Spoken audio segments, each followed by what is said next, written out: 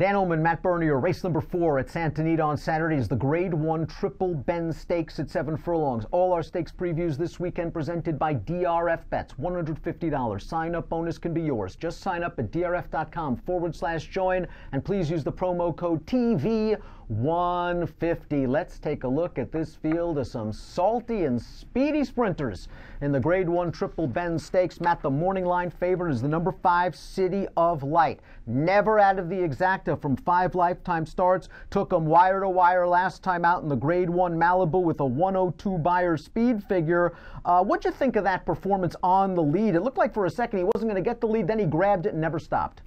Yeah, I thought all things considered it was a good effort. The Malibu itself has come back solid. Edwards going left came back to win next out with a 102. Favorable outcome, not so great last weekend, but you've had a couple of 94 Beyers also in the also-rans. There's a part of me that looks at City of Light and says, you know what?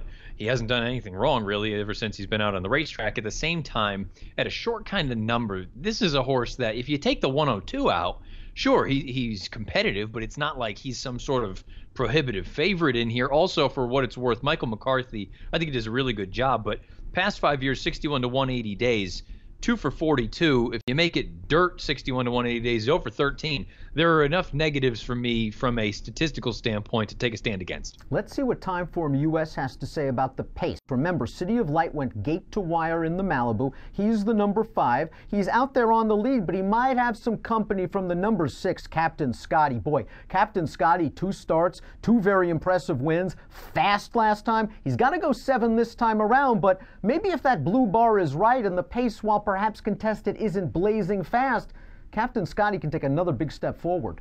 Yeah, I'm going to be fascinated to see what you get from this horse, because in 2 starts he's done absolutely nothing wrong. He's been awesome in both of them. The question is now, boy, you want to talk about the acid test. Also, from a Timeform standpoint, with the color codings about fast and slow paces, in each of his first 2 starts, he's had blue paces that he's walked out there, and he's just kicked away. He's supposed to do that. I thought Speed did well the day, January the 26th, when he made his Southern California debut. Also, for what it's worth, I thought Inside did well when City of Light won the Malibu. But bigger point, I think Javier is going to have to make a decision early on. I know the outside, we usually say, well, you can let the inside dictate things.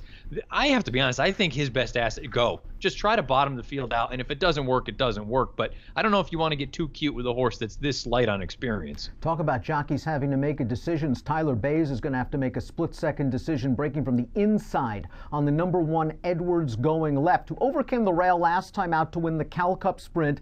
Really was hustled out of there by Tyler Bays. There were 3-4 horses scrimmaging for the lead, and Edwards going left was simply classier than those horses. He earned a 102 Beyer speed figure. As you mentioned, he ran well against City of Light 2 starts back. It'll be really interesting to see how Tyler plays the break, but this horse has won 7 of 11. He's a tough cookie.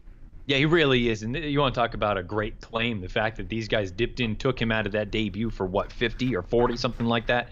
I think this horse is really, really fascinating because he continues to improve. 7/8 of a mile is not a problem. He can win on the lead. He can win from just off. And I think the fact that he can win from just off, that might be the difference maker in this race. If those outside 2 go, I could see Tyler sitting in just behind them, trying to angle out into the clear around the far turn and then going on for home. The pace falls apart. You might want to consider the 4, Bobby Abu Dhabi. Here's a limited positive formulator fact for trainer Peter Miller over the past couple of years. Last out winning older horses on dirt off a medium-sized layoff. He's won half of them with over an $8 return on investment. This horse ran fast last time out, and the 4th place finisher, Dr. Dorr, ran faster in his next start. He came back and popped the 99. I think Bobby Abu Dhabi is a nice little horse. It's interesting to see that these are the connections also with Roy H. Roy H., they chose to bypass this spot and go right to Dubai.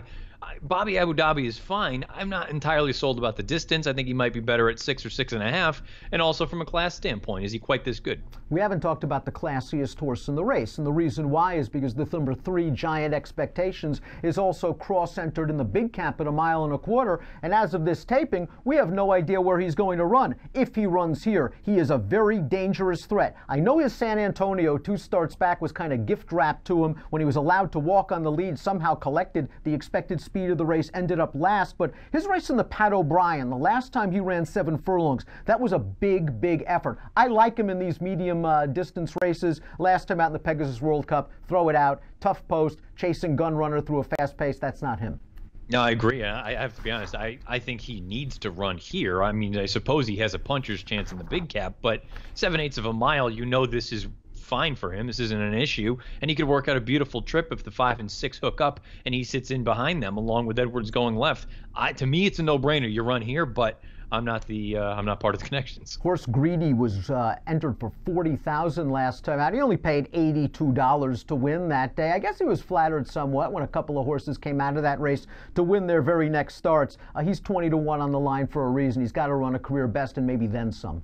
Yeah, he deserves to be 20-1. He's going to need to step his game up. Nice horse, might be overmatched. Let's take a look at our top picks for the Grade 1 Triple Bend Stakes going 7 furlongs. You're a big fan of Captain Scotty. This outside post, I think Peter Miller at least breathed a sigh of relief when the posts came out, and he's got the speed of the 5 and the 1 inside. If this horse catches a flyer, go on with it. You might be faster than the rest. If the 1 and the 5 are intent on going, you can sit. It's nice to have options. Yeah, I have to be honest. To me, this race boils down to the proven commodities. I think I prefer Edwards going left. I picked him second. I think he's the most consistent and the most in form right now.